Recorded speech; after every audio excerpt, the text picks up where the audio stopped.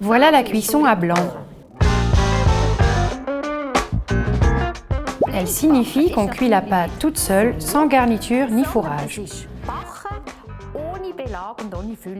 Il me faut un fond de tarte croustillant que je pourrais fourrer à la crème, une crème à la vanille ou autre, comme pour les tartelettes à la fraise.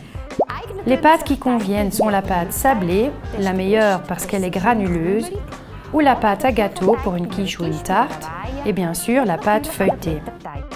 La pâte feuilletée est idéale en été. Il faut piquer la pâte, la faire cuire sans garniture, puis la garnir de crème fouettée et de fruits frais. Pour la cuisson à blanc, il me faut une pâte, un moule. J'ai une pâte sablée abaissée. J'ai pris soin de bien réussir le bord. Pour que le fond de pâte reste plat, il faut utiliser une fourchette. Elle sert à piquer le fond de pâte. On fait autant de trous que possible pour que la pâte ne fasse pas de bulles. Pour la pâte feuilletée, c'est la même chose. Il faut bien la piquer avec une fourchette. Voici la variante la plus simple. Mettre du papier de cuisson dans le moule pour que la pâte ne colle pas. On peut mettre un moule plus petit par-dessus avant la cuisson à blanc par exemple, puis mettre la pâte au four. Mais on n'a pas toujours de moule plus petit qui convienne. Alors, on utilise du papier cuisson et cette variante.